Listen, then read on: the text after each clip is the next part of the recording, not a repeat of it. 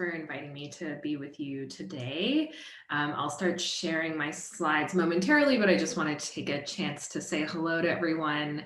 I'm calling in today from Mi'kmaq, unceded territories of the Mi'kmaq people on the east coast of Canada in what's otherwise known as Nova Scotia. And yeah, feeling really good to be here on the East Coast in the Atlantic bubble for a short period of time while I do this important climate work. So I'm going to talk to you today about kind of 101, like where are we when it comes to climate change and climate action, both globally and here in Canada.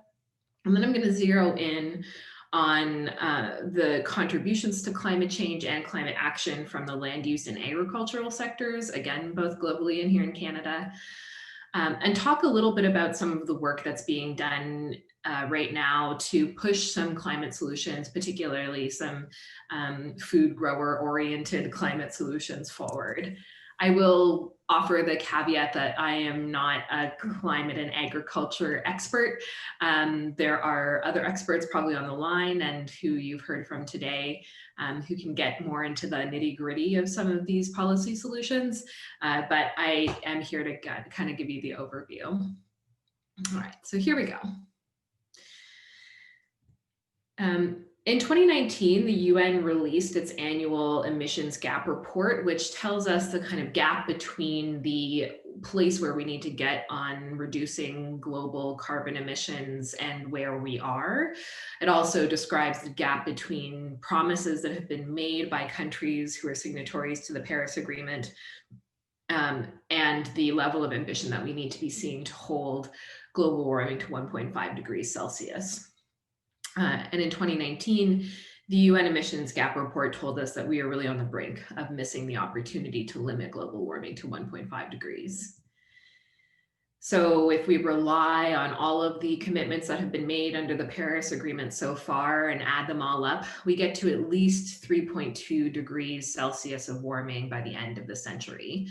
And some estimates put that even higher at closer to 4 or 5 degrees Celsius of warming by the end of the century. And that's devastating because the global scientists have let us know that if we are going to avoid some of the most disastrous and irreversible impacts of climate change, we really need to be aiming for that 1.5 degree threshold.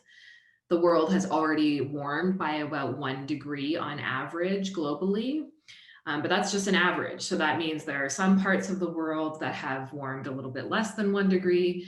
And more often, there are parts of the world that have warmed more than 1 degree Celsius. And we here in Canada are in that zone.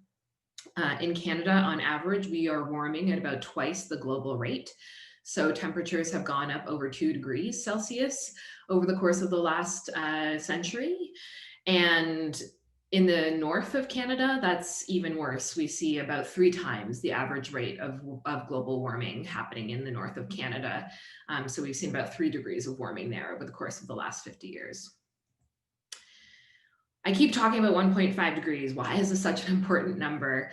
Those of you who have been following climate issues for a long time may remember that in the past, we talked about a 2 degree threshold of warming. The Kyoto Protocol, for instance, the international treaty that kind of governed global action around climate change before the Paris Agreement was signed in 2015, had a 2 degree threshold embedded in the Kyoto Protocol. But we saw the Paris Agreement pivot to this 1.5 degree commitment because it's becoming increasingly apparent what a difference even half a degree or 0.1 of a degree of warming makes in the world, and what devastating consequences even that 0.1 degree of warming has. If we go above this 1.5 degree threshold of warming, the consequences can be really dire. And in 2018, the Intergovernmental Panel on Climate Change, the world leading expert body of scientists who work on climate change, told us in their special report on global warming of 1.5 degrees, the real difference that half a degree makes. So with every fraction of additional warming beyond 1.5 degrees, we see worsening impacts to lives and livelihoods. At 1.5 degrees Celsius, over 70% of coral reefs will die, but at 2 degrees Celsius, virtually all reefs will be lost.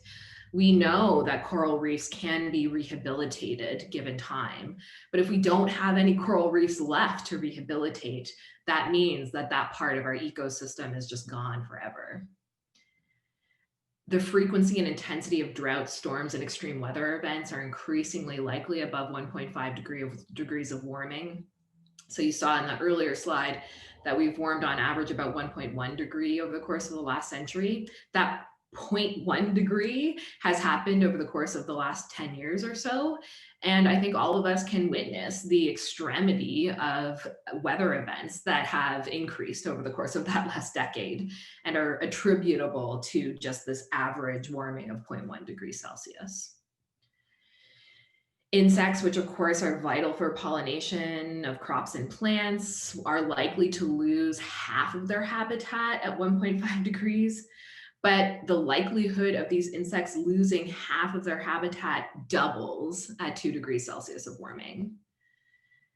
And the Arctic Ocean becomes completely bare of sea ice in a summer every 100 years of 1.5 degrees of warming, but that leaps to every decade at 2 degrees Celsius. And finally, sea level rise is anticipated to be 100 centimeters higher at 2 degrees Celsius than at 1.5 degrees of warming. 100 centimeters is equivalent to several feet of sea level rise. And this is a real make or break scenario for low level island states that are already losing much of their land mass to sea level rise, some of which have already kind of succumbed to that sea level rise and had to move entire populations off islands that they have occupied for centuries to find land that they can safely inhabit elsewhere. So that tells you what a huge difference half a degree makes. If we are going to get ourselves on track globally to limit warming to that 1.5 degree threshold, the UN told us in 2019 that we have to cut our global emissions in half by 2030. That means getting our emissions to about 25 gigatons globally in 2030. Current projections tell us that we're on track to be closer to 56 gigatons, so well over half of that 25 gigaton carbon budget in 2030. So we really need to be slashing emissions over the course of the next decade if we have any hope of maintaining that 1.5 degree threshold. What that equates to is reducing. I might ask that if folks aren't speaking to mute themselves, because I'm just getting a lot of feedback on the line.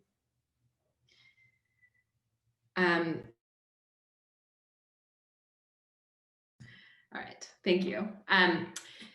So if we are going to get ourselves on track to really slashing those emissions, getting closer to that 26 gigaton carbon budget in 2030, we need to be reducing emissions 7.6% year over year, every year between now and 2030. 7.6% seems like a smaller number, but we actually learned in 2020 what this means. So global emissions fell around 17% in the height of containment during COVID-19. So when we were all really on lockdown and there wasn't any international travel happening and most industrial activities had really quieted, not most, but many industrial activities had quieted down, global emissions dropped around 17%. On average, scientists are predicting with modeling that emissions will have fallen between 7 and 8% for 2020. So if we think about that, that means that in 2020, we hit this mark. Emissions have fallen by between 7 and 8% for this year. But what did that take? It took a radical shift in the day-to-day activities of pretty much everyone around the world. And so we kind of learned a lot about what it means to really dramatically reduce emissions. We learned that it's not just about individual behavior, because everyone stopped doing all of the emitting things that they were doing during the COVID-19 pandemic, and emissions only dropped 7 to 8%. And so that tells us that there's something else going on that we really need to be paying attention to. What could that be? Well, we have to kind of look to the major sources of global emissions to figure that out. This is a really great infographic. I'm not going to go through every little piece in here, but would encourage you to take a look at the ourworlddata.org website to see this and other really helpful visualizations of the kind of state of the planet. So energy use, of course, accounts for the large majority of emissions around the world. Not surprising. This energy use bucket in this graphic includes energy use in buildings, in transportation, and in particular in industry. And that includes, of course, the production of fossil fuels, the ongoing extraction of fossil fuels. But you see here that agriculture, forestry, and land use is a really big piece of this pie, accounting for almost 20% of global emissions. There are several calculations that will roll waste into agricultural, forest, and land use emissions. And so you sometimes see the contribution from that sector of emissions getting closer to about 25%. So you sometimes hear people talking about emissions from those sectors being about a quarter of global emissions. So I made this point that, we often, when we talk about climate action, really zero in on individual action, and that's an important piece of the puzzle. But again, we have really learned this year that there's a whole lot more that is at stake and that we need to be focusing on if we're really going to get those deep emissions reductions that we need. You saw in that last slide that a big portion of it comes from the energy sector. And a big part of that is because there are ongoing plans to expand the production of fossil fuels worldwide, in particular, the extraction of oil and gas. If you line up the plans that have already been put into motion to continue to extract coal, oil, and gas in the world, you see that those plans very quickly eat up all of the 2-degree carbon budget and far surpass the 1.5-degree carbon budget. Unfortunately, these investments in global oil and gas development worldwide have been increasing in recent years and have been until recently planned to increase even more in the next 5. Those plans for increasing extraction really have their home here in North America, with the US being the biggest contributor to planned expansion of the oil and gas industry in the next few years, and Canada following very closely behind. If you take the US out of the equation and just look at the plans for expansion that Canada has, you see that we really far exceed all other jurisdictions that have plans on the books for expanding their own oil and gas reserves. So that's what that looks like from the energy perspective. And I think it's always really important for us to remind ourselves what the key source of greenhouse gas emissions is in the world and what we need to be doing to address that, i.e., really stopping the expansion of oil and gas extraction and figuring out how to commit to a managed decline of oil and gas extraction where it's happening in line with a transition for workers and communities that leaves no one behind. But as I said earlier, agricultural, forestry, and land use is a big piece of this puzzle. And it's something where there hasn't been as much thinking in, I would say, the global and domestic climate communities as there probably should have been in the last number of years. But that's starting to change. So the Intergovernmental Panel on Climate Change, the IPCC, released this landmark report in 2019 on climate change and land. It's the first time that the IPCC has started to create these really special reports. We had a similar report on climate change and oceans, for instance. And we had a similar report on climate change in the food sector. So I would encourage those of you who are really interested in digging more into this topic to take a look at some of these reports. There have been some really amazing interpretations that help unpack some of the deep science and technical language that you find in the IPCC reports and make it a lot easier to consume. And I'll show you a couple of those in the next few slides. But really the point that the IPCC was making with this report is The land use sector, the agricultural sector, and the forestry sector, they're often thought of as carbon sinks in our kind of common parlance. So they're often thought of as ways that we can kind of store carbon. But the IPCC made it really clear that increasingly the emissions coming from those sectors are a really big part of the problem of climate change. So we kind of need to shift our thinking about forestry, land use, agriculture. It can be a carbon sink. It can be a big part of the solution. And indeed, if we're going to limit warming to that 1.5 degree threshold, all the science tells us that it has to be a huge part of the solution. But it can also be a really big part of the problem. And I really appreciate the work that WWF International did, breaking this down into some beautiful, helpful infographics. And they've made this point really clear in this graphic, which is land systems can drive climate change, but to stop climate change, we have to use land to draw carbon dioxide down from the atmosphere.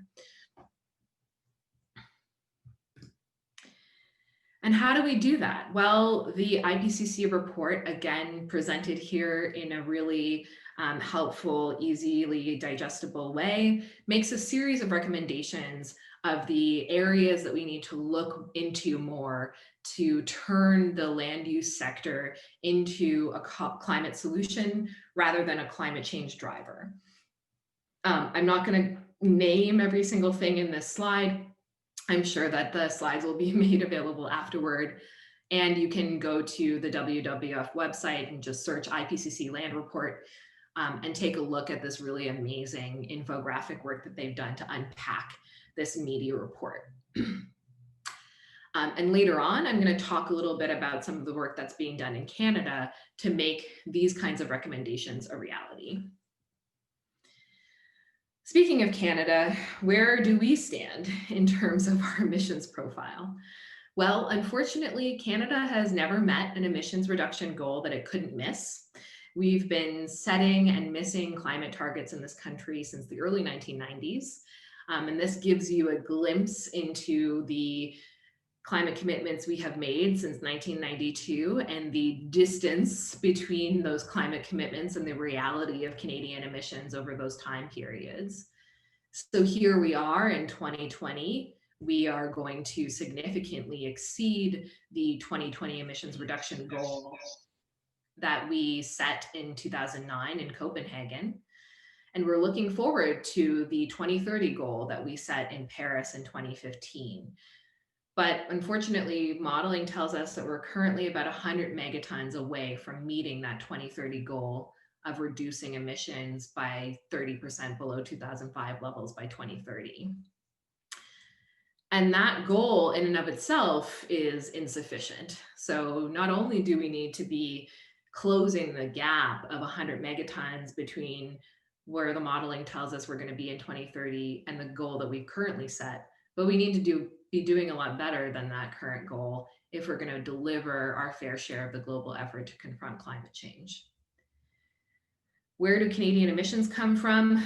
Unsurprisingly, a huge portion of our emissions come from the oil and gas sector. So that's the largest and still the fastest growing source of emissions in Canada, followed very closely by the transportation sector. Again, not very surprising.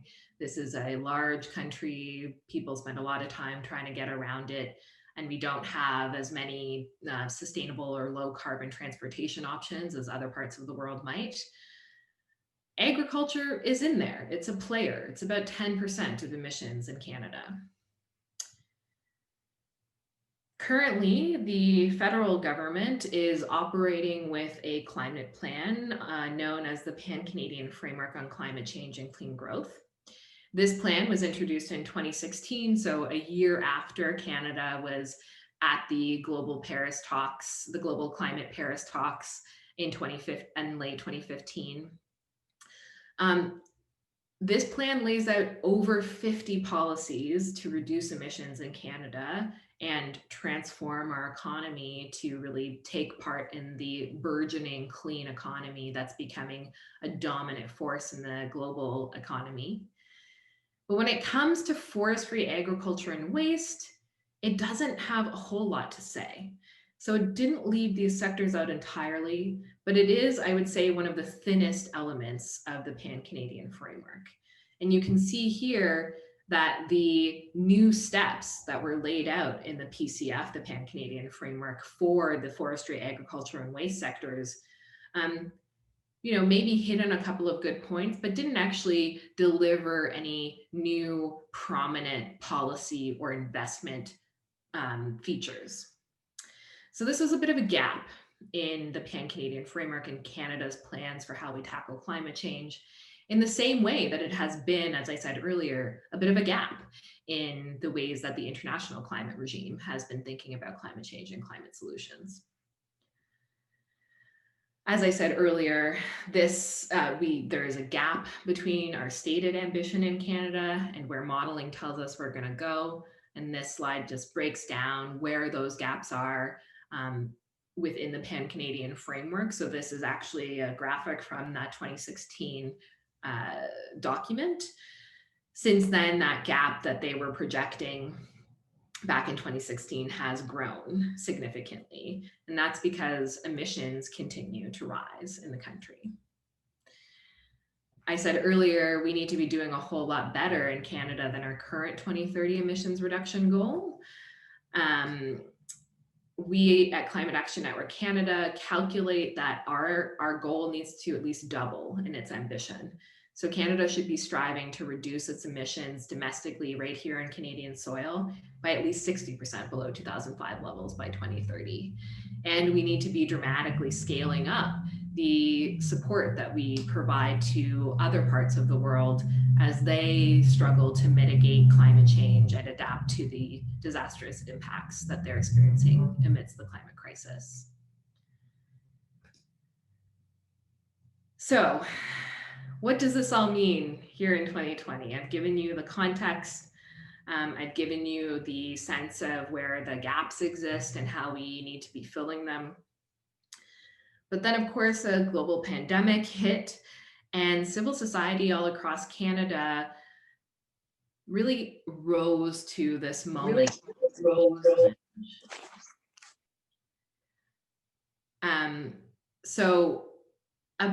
Civil society all across the country has been working over the course of the last year to not only respond to the immediate needs of the communities that we live in and work with, but to also think about how we can use this kind of forced pause in our regular day-to-day activities to reflect on the social and economic systems that we use to operate and figure out how we can correct the vulnerabilities in those systems that have been revealed during the COVID-19 pandemic.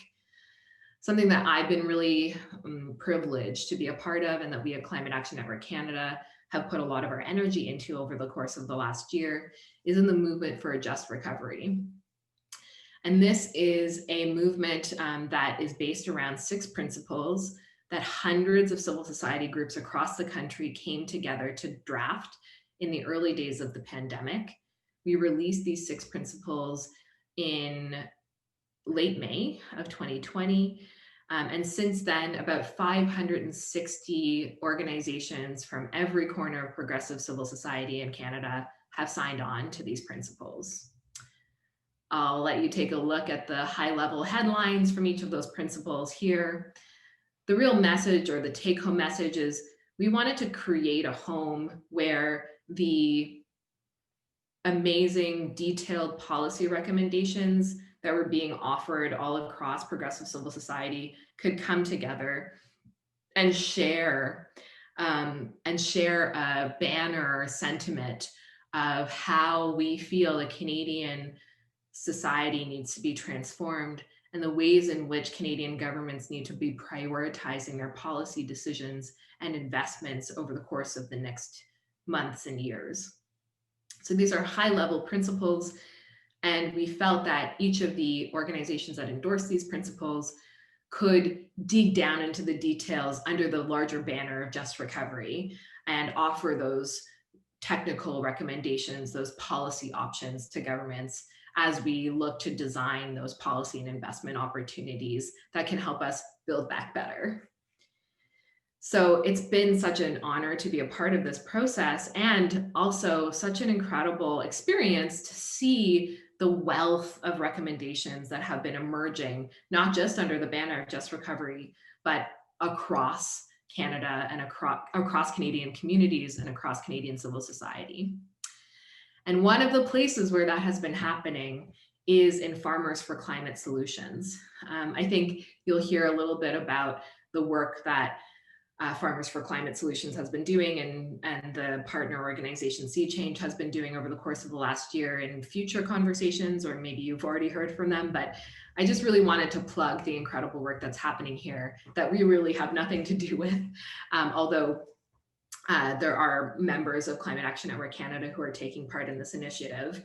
But this is a farmer-led initiative. It's a for farmers, by farmers initiative to think about the ways in which the farming sector in Canada can be part of this solution. So can become the driver of solutions, of climate solutions in Canada, rather than a driver of climate change in Canada. As I said, they're a farmer-led campaign to make agriculture part of the solution to climate change. Thank you so much, Tia, for including all of these great links in the chat. Yeah, would really encourage you to take a look at their website and the amazing work that they're doing. And a big project that they took on in recent months was to do that work that I was talking about, providing those nitty-gritty policy recommendations to governments. They produced an incredible document of how farmers can be a part of a just recovery, of what I would call a just recovery. And they've landed on these 5 key pillars of policy solutions. So the first is to encourage on-farm renewable energy generation, fuel switching, and building retrofits. The second, to scale up agri-environmental incentives. Third, invest in agri-environmental agrology services. Wow, apologies, but these words are unfamiliar to me. Especially through farmer-to-farmer training, demonstrations, and mentorship. Adapt risk management programs to encourage risk-reducing practices. And finally, support young and new farmers. And you can read their report. It's actually a really very readable report on their website, where they dig deeper into each of these 5 pillars that they've recommended. And here's the good news. In the speech from the throne that we heard from Justin Trudeau's government and the Governor General on September 23rd, 2020, we heard language that pulled both directly from the Just Recovery Movement principles and language pulled directly from the work of Farmers for Climate Solutions. And so now we need to see where the proof is in the pudding. So we are waiting for announcements that tell us what Canada's new climate plan is going to be, because in the speech from the throne, we got a promise for a new climate plan. And we're really hoping that the gap in agriculture and forestry and land use that we saw in Canada's 2016 climate plan will now be filled, and that a big portion of the new climate plan will be about figuring out how to turn this sector into one that can provide the really very real solutions that they need to, while also helping to grow this incredible community of food growers across the country. Those are all the slides that I have for you today. So I'm going to stop sharing my screen and we can maybe have a conversation.